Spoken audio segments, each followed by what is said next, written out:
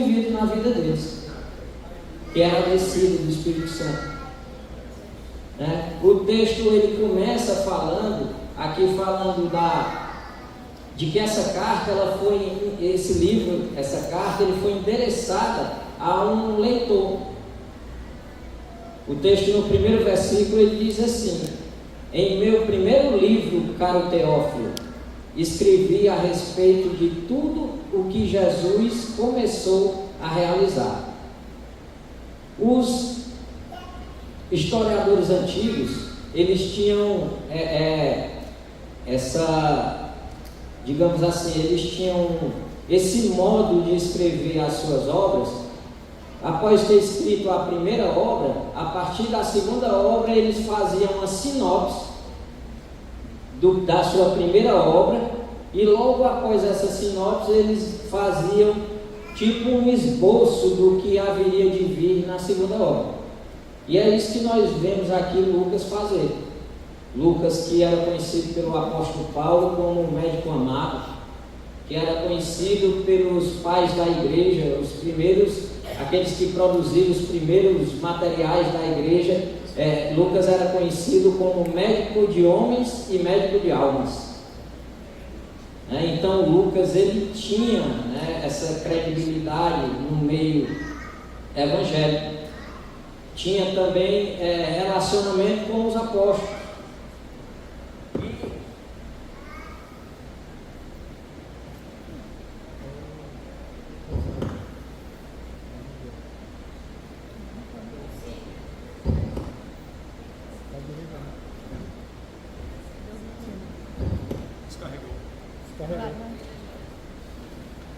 Se fosse o pastor Bosco, não ficava minha puta agora. Vozeirão.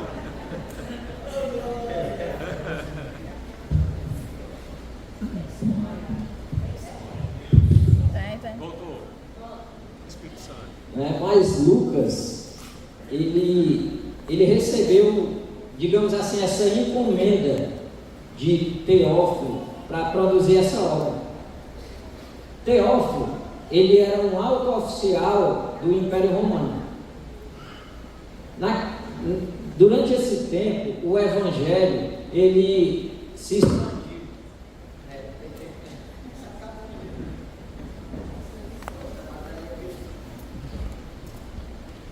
Nessa época, o Evangelho, ele estava se expandindo. Aqui, quando, no versículo 8,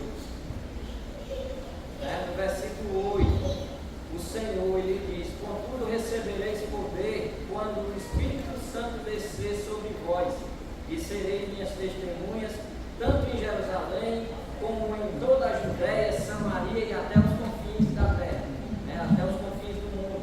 Então, aqui o Evangelho, a essa altura, o Evangelho já tinha sido pregado em Jerusalém, já estava sendo pregado em Samaria, já tinha sido pregado na Judéia, e com isso houve um grande crescimento de conversões.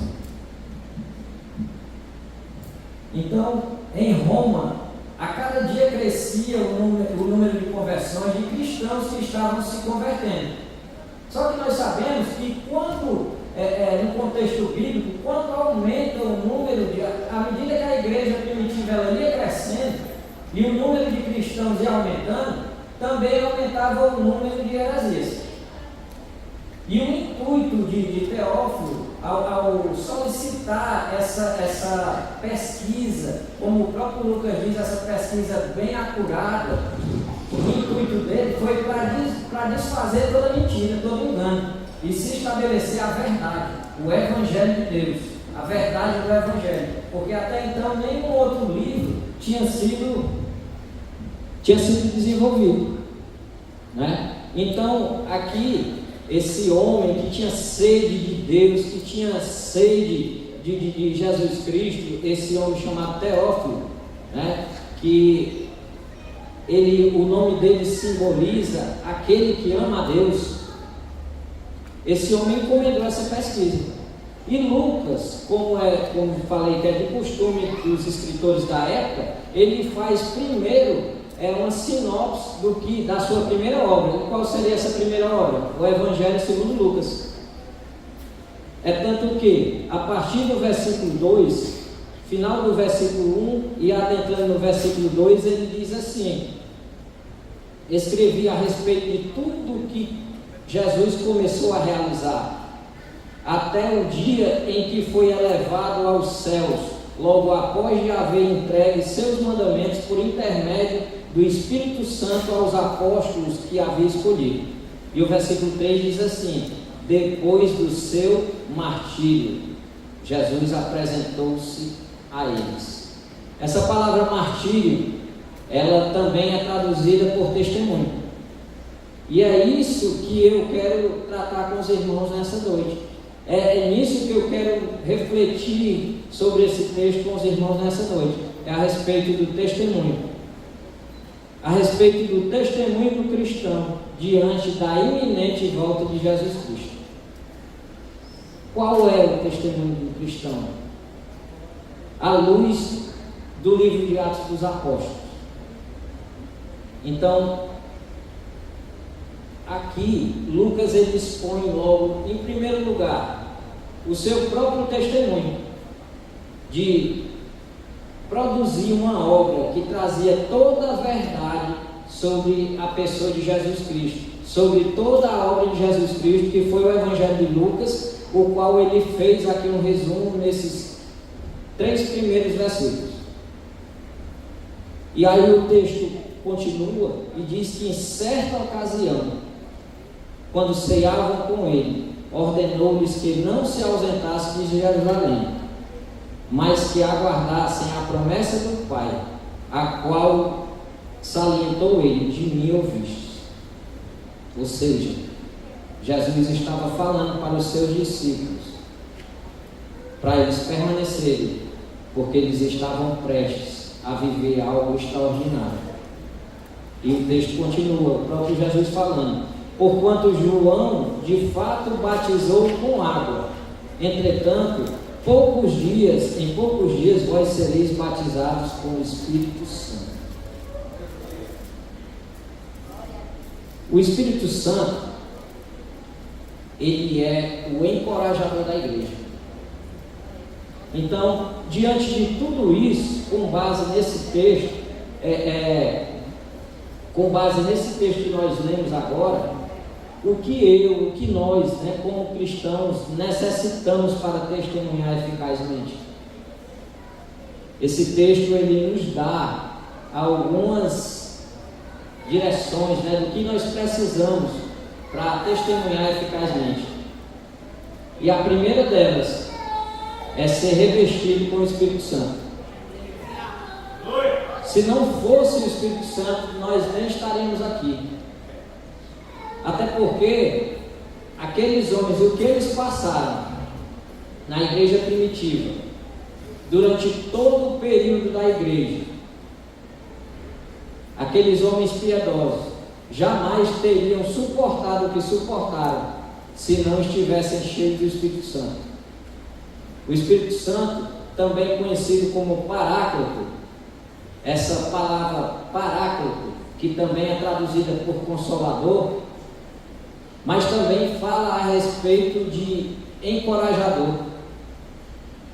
O Espírito Santo é alguém que vem do lado para ajudar, para consolar. É alguém que vem em meio aos sofrimentos e dificuldades para fortalecer e dar coragem. Essa é a função do Espírito Santo. É um encorajador. Muitas vezes as pessoas podem até procurar consolo lá no mundo. E às vezes o diabo, que é o pai da mentira, ele promove um suposto pseudo consolo lá. Mas é aquele consolo que te faz de coitadinho e te deixa continuar no chão. Mas o Espírito Santo não. Ele vem, ele consola, ele abraça e ele te pega pela mão e diz: coragem. Ele te pega pela mão e diz assim: seja forte e corajoso, que eu sou contigo. Esse é o Espírito Santo. Esse é o Consolador da igreja do Senhor Jesus. É por causa dele que nós estamos aqui hoje. É por causa dele que muitos de nós não desistiram. É por causa dele que muitos de nós, aliás, que todos nós estamos perseverando. Amém? Então, o cristão, ele precisa desse revestimento. Interessante é que no início eu falei que nós não somos capacitados, nós não somos adequados, nós não éramos dignos de estar na posição que nós estamos hoje. E qual posição é essa, irmão Assis? A Bíblia fala lá em Efésios capítulo 1, versículo 3, que nós estamos assentados. A Bíblia diz do livro de Efésios que nós estamos no capítulo 2, versículo 6, que nós estamos assentados com Cristo nas regiões celestiais. E isso não é um lugar físico, é uma posição, não é um lugar físico. Então, o cristão, ele é alguém que é encorajado todos os dias a continuar. Porque se nós olharmos no início do texto, o próprio Cristo, o próprio Deus, ele dá o seu próprio testemunho. Nós estamos nessa noite falando de testemunho. O Senhor é o nosso encorajador e Ele é aquele que é como aquele que nos pega pela mão e diz: vamos, eu vou te ensinar como é que faz. E o Senhor é o primeiro a dar o testemunho. Atos capítulo 1, versículo 3 diz assim: depois do seu martírio, Jesus apresentou muitas provas incontestáveis da sua ressurreição. Martírio, testemunho. Aqui era o próprio Deus dando o testemunho dele para a humanidade. O testemunho de Deus para a humanidade foi a cruz do Calvário.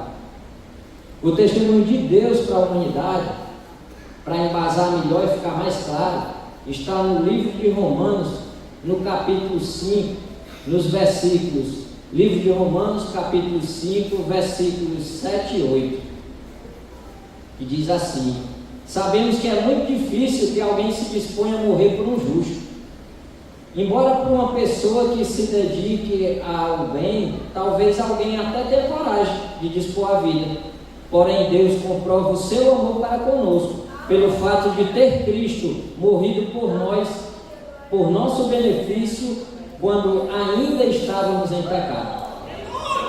Esse é o maior testemunho de amor. Foi o testemunho que Deus, através de Jesus, deu ali na cruz do Calvário. Então, diante disso, o próprio apóstolo Paulo também, ele na carta aos Coríntios, ele diz que o amor de Cristo nos constrange. Então, se alguém me ama tanto assim, eu sou constrangido a corresponder a esse amor. E não aquele amor de boca, né, só de palavras. Mas eu tenho que fazer algo para demonstrar esse amor, essa reciprocidade. Então, nada melhor do que nos colocar à disposição, nos colocar diante dele, a serviço dele. Então, como é que eu posso testemunhar eficazmente a respeito de tudo que o Senhor fez por mim? E para que eu possa fazer isso, né, o que é necessário? Primeiro, necessário receber esse revestimento do Espírito Santo, porque o batismo com o Espírito Santo ou no Espírito Santo é algo que é posterior à salvação. Porque não existe, se alguém algum dia pregar para você, uma pessoa que nunca confessou a Jesus foi batizada no Espírito Santo, é heresia. Por quê? Porque esse revestimento, esse batismo, nós sabemos que o nosso Deus, ele não é um Deus de desperdício. Deus não faz nada, Deus não dá nada a ninguém para a pessoa desperdiçar. Então, o batismo com o Espírito Santo é algo que Deus concede aos seus servos para que esses possam testemunhar eficazmente. Porque se nós não estivéssemos revestidos do Espírito Santo, jamais nós poderíamos fazer a obra de Deus. Então nós necessitamos primeiramente do batismo, do revestimento do Espírito Santo. E outra coisa que nós necessitamos é ser um mensageiro do Evangelho de Cristo, é se colocar à disposição. Quando eu me coloco como mensageiro do Evangelho de Cristo, assim como o apóstolo Paulo, eu estou me colocando também, me disponibilizando para o ministério da reconciliação. No capítulo 2 no capítulo 3 da segunda carta aos Coríntios, o apóstolo Paulo, ele fala a respeito desse ministério da reconciliação. E ele diz que ali é como se o próprio Deus estivesse reconciliando o mundo consigo mesmo, através da sua pregação, através de uma palavra. Foi ministrado aqui, enquanto estava sendo entoado aos louvores, a respeito de nós estarmos disponíveis como esse vaso de Deus, esse instrumento de Deus, para levar uma palavra oportuna, no momento em que alguém está precisando. Então, se disponha, seja um mensageiro do Evangelho de Cristo. O livro de Atos dos Apóstolos, ele deixa bem claro isso no texto que nós lemos, no versículo 6. Contudo recebereis poder, quando o Espírito Santo descer. Para quê? Para ser testemunhas do Senhor. Ele não dá esse poder, ele não derrama esse poder a troco de nada. Você tem algo muito valioso dentro de você que o Senhor colocou para você desenvolver uma obra que Ele colocou em suas mãos. Amém? Então, o Evangelho ele tem esse poder de transformar. Como falei no início, o apóstolo Paulo mesmo ele diz que o Evangelho é o poder de Deus. E o mensageiro, e para que eu possa ser um mensageiro do Evangelho de Deus, o mensageiro ele tem que estar de acordo com a palavra. O mensageiro ele não pode estar discordante da palavra. Como é que eu posso falar algo do qual eu não vivo? Como é que eu posso te indicar algo que eu nunca provei? Como é que eu posso dizer que é maravilhoso? Como é que eu posso dizer que você está prestes a viver uma experiência extraordinária se eu nunca vivi? Então, eu necessito, como mensageiro do Evangelho de Cristo, estar alinhado com a palavra que eu porto, que eu sou portador dessa palavra. Não pode haver incompatibilidade entre o que eu prego e o que eu vivo. O Evangelho ele tem que ser pregado na forma plena, pastor Lúcio. O Evangelho tem que ser pregado na forma plena. Ou seja, ele tem que ser pregado como um todo. Porque senão, à medida que o Evangelho for pregado de forma incompleta, ele vai gerar cristãos e igrejas disfuncionais. Como assim? O Evangelho ele não pode ser pregado somente o Evangelho que conforta,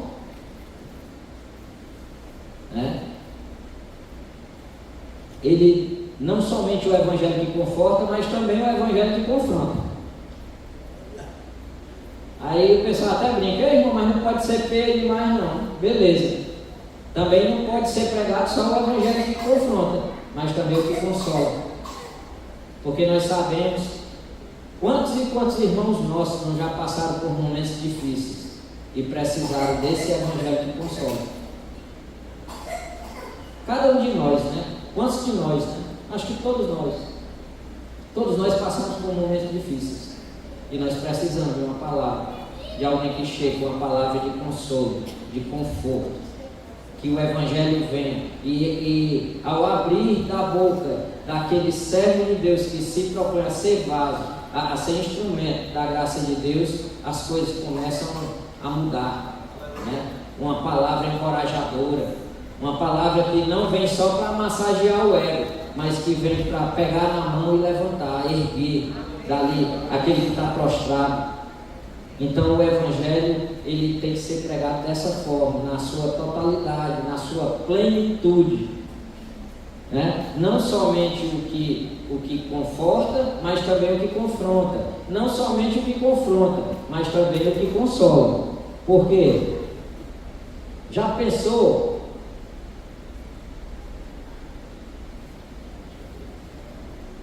Porque se o Evangelho não for anunciado de maneira plena, na sua totalidade, nós acabaremos gerando cristãos e igrejas disfuncionais.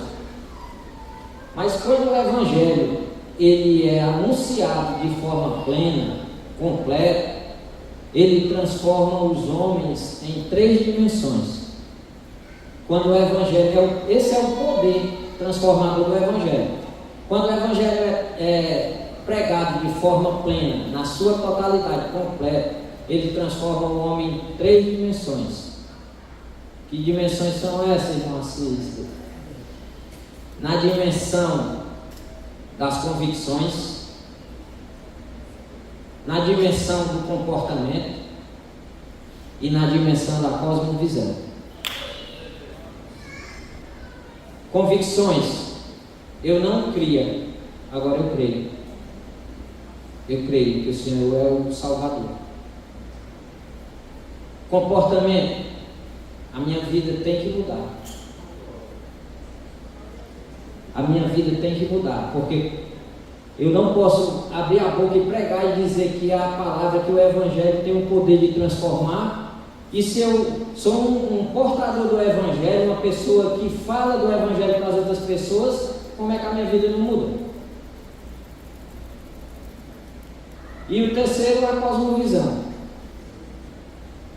Cosmovisão, a minha forma de olhar o universo ao meu redor, e não só isso, a minha forma de me ver dentro desse universo. Qual o meu papel dentro de tudo isso? Então, quando o Evangelho vem, quando o Evangelho é pregado, ele tem que gerar, quando ele é pregado de forma plena, ele tem que gerar essa transformação na vida do cristão. E aí eu faço uma pergunta. Pastora Célia, já parou para pensar? Se o Evangelho transformasse só as convicções, só aquilo que eu acredito, eu não crio, mas agora eu creio que existe um Deus que é soberano, que tem o controle de todas as coisas, creio que Jesus é o Salvador, o Evangelho transformou minha convicção. Mas se ele transformasse só a minha convicção e não transformasse o meu comportamento, a minha forma de viver, o meu testemunho ia para onde? Né? Então, dessa forma, se o Evangelho transformasse só a convicção e não transformasse o comportamento, eu ia me tornar um crente nominal. O que é crente nominal, irmão Assis? Já acabei de dizer, é aquele crente que é só de nome. Aquele crente que não tem compromisso com a igreja, aquele crente que não tem sede de ler a palavra de Deus, de meditar. Ou então aquele crente que, porque o pai ou a mãe é crente, ou a família dele é crente, e ele entra. Só que no céu não entra não, né, pastor? A pastora diz ali, ele entra de garapa, só que no céu não entra de garapa não, meu irmão. Então, isso é o que aconteceria se o Evangelho ele não tivesse esse poder de transformar completamente. Né? Se ele transformasse só uma parte do homem, uma dimensão do homem e outra não. Aí já pensou se o Evangelho transformasse, eu falei da convicção, agora já pensou se o Evangelho transformasse só o meu comportamento, irmão Castelo, e não transformasse a minha convicção? Eu ia me transformar em quê? Num crente legalista. Transformou meu comportamento. Aí lembra de quê? Lembra da oração, capítulo 18 de Lucas, né? A oração do fariseu e do publicano. Senhor, eu não sou como esses homens pecadores, roubadores, eu jejuo 2 vezes por semana. Isso acontece, ou aconteceria se o Evangelho não transformasse a convicção ou o intelecto do homem, transformasse só o comportamento ou as obras. E aí vai mais adiante. E se o Evangelho transformasse o homem na dimensão da convicção, do comportamento, mas não transformasse a minha cosmovisão? Transformou a minha convicção, o meu intelecto, eu creio. Transformou o meu comportamento, pratico boas obras. Mas não transformou a minha cosmovisão. Seria um crente ou uma igreja infrutífera. Porque se eu não sei qual o meu papel, eu fui chamado para quê? O texto diz que eu fui chamado para testemunhar, para ser testemunha. Ou seja, as pessoas, Jesus morreu, ressuscitou, e Ele tem que viver através de mim, através de cada um de nós. Não adianta nenhum de nós chamar uma pessoa, convidar um dia de domingo para vir para a igreja, se antes as pessoas não identificarem Cristo em nós. Não adianta, aí eu vou trazer a pessoa e entregar para a igreja. A pessoa nem vem. Porque se eu não tiver um testemunho, se as pessoas não veem essa transformação que o Evangelho ele proporciona na vida das pessoas, a pessoa não vem. Porque eu não sou testemunho, eu não sou referência. E nessa questão da cosmovisão, quando a minha visão é transformada, eu entendo qual é o meu papel no reino de Deus. Eu entendo que, como a Bíblia fala, eu sou um ministro de reconciliação. Eu tenho esse papel diante de Deus de estar trazendo as pessoas para se reconciliarem com o Senhor, né? Eu tenho o papel de levar uma palavra de conforto. Também tenho o papel de, quando o Senhor, se for autorizado pelo Senhor,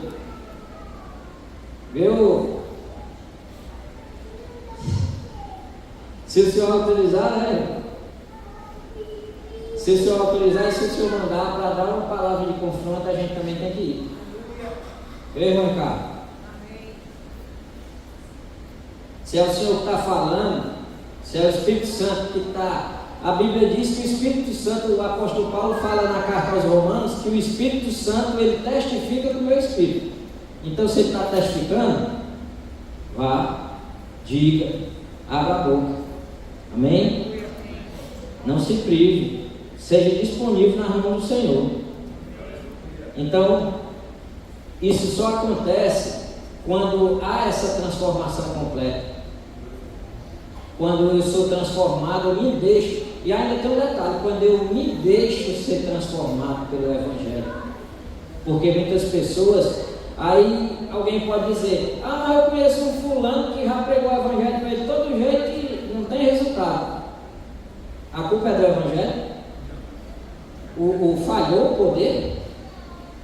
Não. Tem pessoas que não se deixam ser transformadas.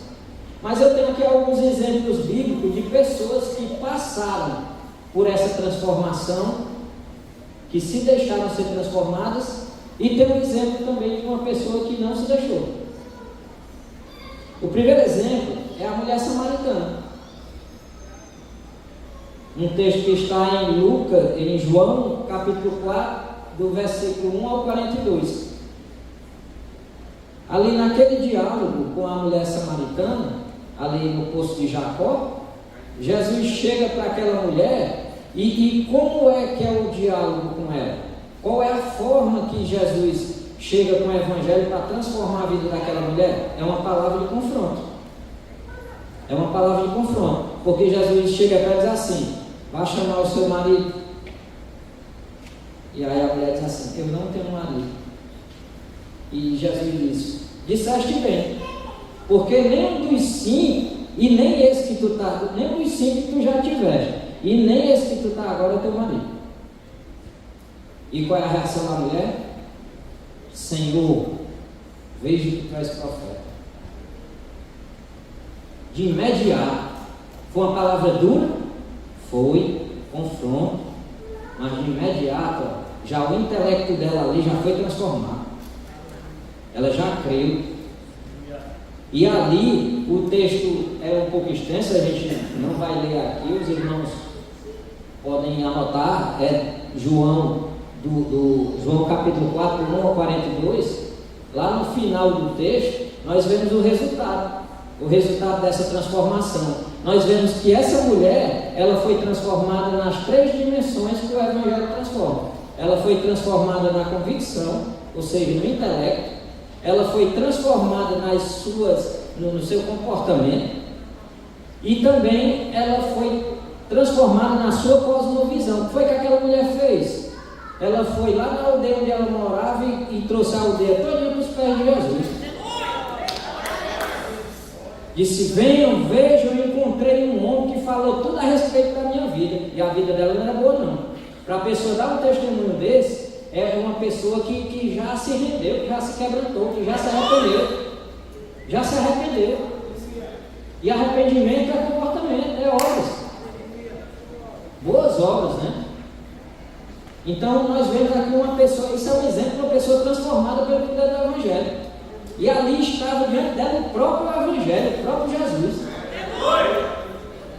Outro exemplo de uma pessoa também que passou por esse processo, só que no caso dessa outra pessoa que eu vou citar, não foi a questão, o Evangelho chegou de outra forma. Eu estou falando aqui as formas que o Evangelho pode chegar.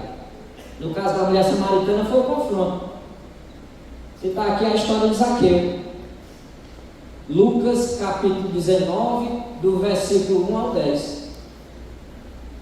Quem era Zaqueu? O texto começa dizendo que Zaqueu era um homem rico, publicano e rico. Aos olhos da nação de Israel, Zaqueu quem era? Era um traidor da pátria e um traidor da religião. Por quê? Porque Zaqueu ele estava a serviço do sistema tributário de Roma. E Israel só conhecia como tributos as ofertas e os dízimos, ou seja, um traidor da religião. Extorquia dinheiro do povo, traidor da nação. Era assim que ele era visto, ele era odiado. Ele era odiado por todas as pessoas. E isso estava causando muito mal a ele não se sentia bem com isso. E ali Jesus chega para Zaqueu, não com uma palavra de confronto, dessa vez é com uma palavra de amor. Dizendo, é como se Jesus chegasse na casa dele, todo mundo querendo apalpar, querendo pegar Jesus, e Zaqueu lá em cima da árvore. E aí Jesus chega para ele e diz assim: ei Zaqueu, desce daí que hoje me importa ficar na tua casa. Jesus mesmo se convida para ir à casa de Zaqueu. Diante de toda aquela multidão, qual a dignidade que o homem daquele tinha de Jesus ir na casa dele? Nenhuma. Mas Jesus chega, o Evangelho chega para ele com a palavra de amor, abraçando aquele que ninguém queria. E o interessante é que esse constrangimento de amor leva Zaqueu a quê? Leva a uma transformação. E em todas as dimensões. O texto diz, eu acho que é no versículo 7, se não me engano, de Lucas 19, 7, e diz que estava a multidão lá fora toda murmurando, dizendo: como é que Jesus, tanta gente boa aqui, Jesus vai se hospedar na casa de um ladrão? E Zaqueu ouvindo tudo aquilo, ele disse assim: Senhor, eis que hoje resolvo dar metade do que eu tenho aos pobres, e se defraudei alguém, restituo 4 vezes mais. Aí qual é a reação de Jesus? Hoje houve salvação nessa casa, porque esse também é filho de Abraão. Homem totalmente restaurado pela palavra. Nas 3 dimensões. Nas 3 dimensões. Aleluia. Agora sim, tem uma pessoa que não correspondeu ao Evangelho.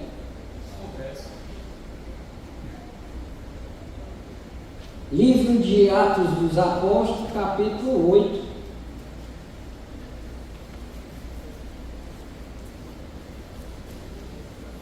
Do versículo 9 ao 25, tem um cidadão chamado Simão, que era um mágico.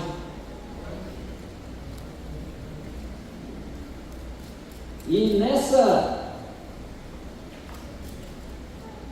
digamos assim, nessa corrida, né, onde o Evangelho já tinha sido pregado em Jerusalém, tinha sido pregado na Judéia, e aqui no capítulo 8 de Atos, o Evangelho estava tendo um grande mover espiritual em Samaria. E o cara, que estava tocando fogo lá era Filipe. O negócio estava tão intenso, pastor Bosco, em Samaria, que Filipe teve que mandar uma mensagem lá para Jerusalém para mandar chamar Pedro e João, porque não estava dando conta. Interessante, quando o Espírito de Deus, quando é na direção do Espírito, o texto diz que Filipe, ao abrir a boca dele, todo mundo dava atenção, e só em ele pregar o Evangelho, eram os Espíritos saindo das pessoas, dando grito, dando berro, era gente sendo curado, transformado, liberto, só pelo poder da palavra. E às vezes nós botamos tanto obstáculo. Os irmãos acham que ele estava usando assim de palavras eruditas, estava usando de muita. Era uma pessoa que tinha uma oratória diferente. Não, era uma pessoa simples. Mas que ao abrir da boca dele, ao falar do Evangelho, as coisas eram transformadas. E aí, nesse inteirinho, o texto fala a respeito de um homem chamado Simão, né? Que havia um homem chamado Simão, que há algum tempo vinha praticando feitiçaria na cidade, e isso impressionava toda a população de Samaria. Ele se dizia poderoso e notável, e as pessoas das mais simples de intelecto, de entendimento, né? Das mais simples às mais ricas, davam grande crédito e exclamavam: este exerce o poder divino, chamado grande poder. Sabia nem o que era poder.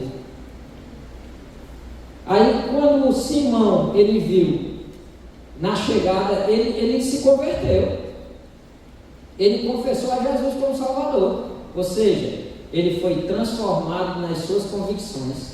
Ele creu na palavra de Deus, ele creu e foi transformado no seu intelecto, nas suas convicções. Só que quando ele viu os apóstolos chegarem em Jerusalém e viu que os apóstolos impunham as mãos nas pessoas e elas recebiam o Espírito Santo, ele pegou, meteu a mão no bolso e chegou logo para quem? Para Pedro, e disse: ei, quanto é que eu quero esse poder? Quanto é? Eu quero. Aí Pedro chega para ele e diz assim: que o teu dinheiro fique contigo para a tua perdição. Tu não tem parte nesse ministério. Então foi um homem que ele foi transformado no intelecto, mas o seu comportamento, a sua cosmovisão não mudou nada. Isso é tipo do Evangelho? Não. Ele não se deixou ser transformado. O coração dele estava endurecido. E isso tem muito a ver com o que o apóstolo Paulo fala na sua segunda epístola, no capítulo 4, onde ele diz que o Deus deste século, né? Ele diz: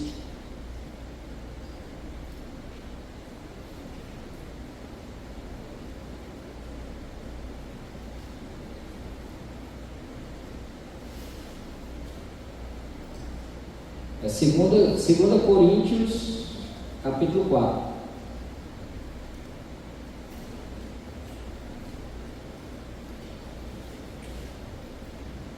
Segunda Coríntios, capítulo 4, diz assim, ó: contudo, se o nosso capítulo 4, versículo 3: contudo, se o nosso evangelho está encoberto, para os que estão perecendo é que está encoberto. O Deus desta era presente, era perversa, cegou o entendimento dos descrentes, a fim de que não vejam a luz do Evangelho da glória de Cristo, que é a imagem de Deus. Ou seja, há uma força, uma força maligna, que muitas vezes ela endurece o coração das pessoas, a ponto de essas pessoas não estarem com o coração aberto para receber a semente que é a palavra. E foi o caso de Simão. Simão identificou-se com o poder demonstrado por Filipe e creu apenas intelectualmente na pregação do Evangelho. Ele queria o poder de Deus e não Deus do poder. Ele queria o poder de Deus. E em nossos tempos, quantas pessoas querem, como o pastor Augusto costuma dizer, as benesses de Deus, Todo mundo quer, pastor? Mas muitas vezes as pessoas não querem o Deus das benesses, das bênçãos. E esse era o caso de Simão. Ele queria o poder de Deus e não Deus do poder. Infelizmente, esse é um engano que vem ocorrendo até nossos dias. A maior e mais difícil demonstração de conversão da alma de uma pessoa está na sua humilde e permanente obediência à palavra. A prova de uma verdadeira conversão está na sua humilde e permanente obediência à palavra. Essa é a prova, Então, o que eu entendo diante disso? É que a partir do momento em que a minha cosmovisão, a visão que eu tenho do universo ao meu redor e como eu me vejo dentro, quando eu enxergo e entendo qual é o meu papel, o meu papel nesse mundo, só a partir daí, é nesse momento que eu passo a me posicionar como um verdadeiro cristão e cumpro o meu chamado de ser sal e luz para esse mundo. De ser sal e luz para esse mundo. Então, diante disso, diante dessa transformação, diante da minha cosmovisão transformada, é que eu passo a viver uma ardente expectativa da vinda de Jesus.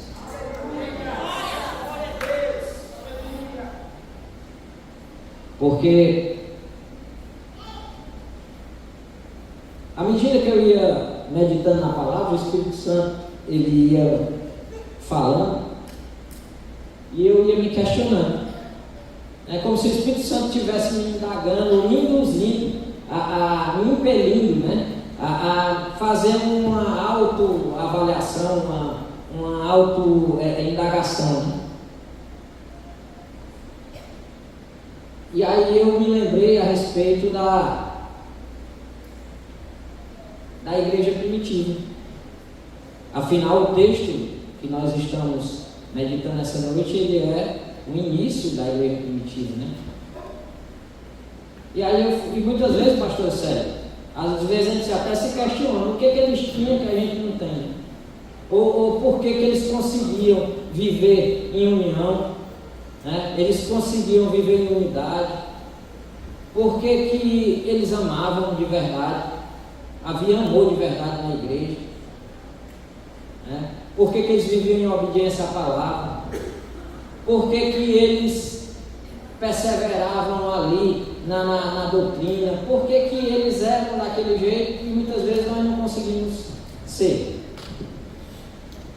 E aí há várias coisas que poderiam responder esse questionamento, mas o Espírito Santo me trouxe à memória algo, o que tem diferente em nós em relação a eles, ou um traço que nos difere deles, é que eles viviam uma ardente expectativa da volta de Jesus. Porque, olha o texto, Atos capítulo 1. E aqui a gente entende também essa questão da cosmovisão. O versículo 6. Então os que haviam reunido lhe consultaram: Senhor, será este o tempo que restaurarás o reino a Israel? Isso aqui tem a ver com cosmovisão. Aqui a cosmovisão deles ainda não tinha sido transformada. Os olhos deles ainda estavam aqui nas coisas terrenas. Estavam preocupados com o domínio de Roma, preocupados com as coisas daqui, as coisas temporais. Mas se nós olharmos, observarmos o texto mais adiante, no versículo 9 em diante, diz assim, tendo dito essas palavras, foi Jesus elevado às alturas enquanto eles o contemplavam, até que uma nuvem, e essa nuvem, abriu parênteses, essa nuvem é a mesma palavra que tem lá no Antigo Testamento, que é a Shekinah, é uma nuvem de glória. O Senhor ele subiu numa nuvem de glória e vai descer em grande glória novamente. E o versículo 10 diz assim: e aconteceu que estando eles com os olhos fixos no céu. Quando os nossos olhos deixam de estar fixos aqui na terra e passam a estar fixos no céu, a nossa cosmovisão muda. A imagem que nós temos de nós mesmos, ela muda. Porque nós deixamos de nos olhar com os nossos olhos e passamos a olhar para nós como Deus nos vê, através da palavra dele. Já não é o que eu penso, é o que a palavra dele diz que eu sou. Já não é o que eu quero fazer, é o que a palavra dele diz que é para eu fazer. Já não é como eu quero viver, é como a palavra dele diz que eu tenho que viver. Então, nós precisamos viver uma ardente expectativa da volta de Jesus. É isso que tem nos diferenciado dos nossos irmãos da igreja primitiva. É que eles esperavam a vinda de Jesus a cada dia. Porque quando Jesus foi elevado às alturas, o que os anjos, qual foi o testemunho dos anjos, né? E aconteceu que estando eles com os olhos fixos no céu, enquanto ele subia, surgiram junto deles 2 homens vestidos de branco, e lhes comunicaram: homens galileus, por que estáis contemplando as alturas? Esse mesmo Jesus que dentre vós foi elevado ao céu, retornará do mesmo modo como viste subir. E aí todo mundo pensou assim: ele subiu, mas é já que ele volta. Ele subiu, mas é já que ele volta. E aí todos os dias aqueles cristãos amanheciam o dia, eles amanheciam o dia naquela expectativa: é hoje que ele vem, é hoje que ele vem. E aí eu faço uma pergunta para a igreja: e se você tivesse acordado com a convicção de que Jesus voltaria hoje? Hoje de manhã você acordou. Se você tivesse acordado hoje pela manhã com a convicção que Jesus voltava hoje, seu dia não teria sido diferente? Quem sabe você teria perdoado alguém que faz dias que você está negando esse perdão, está adiando, sei lá. Será que você não teria pedido perdão a alguém? Será que se você soubesse que Jesus, tivesse a convicção plena que Jesus iria voltar naquele dia, será que você não teria se consagrado mais? Será que você não teria buscado mais? Pois essa era a expectativa daquele povo. É por isso que eles viviam do jeito que viviam. E é isso que a gente precisa para viver como eles viviam. É viver a ardente expectativa de que ele pode voltar a qualquer momento. É viver a expectativa de que pode ser ainda hoje. É isso que transforma a nossa vida, é isso que transforma o nosso comportamento, é isso que transforma a nossa forma de ver o mundo. É isso que ajuda a nos posicionar diante desse cenário que nós temos visto. Amém? Aleluia. Fique de pé.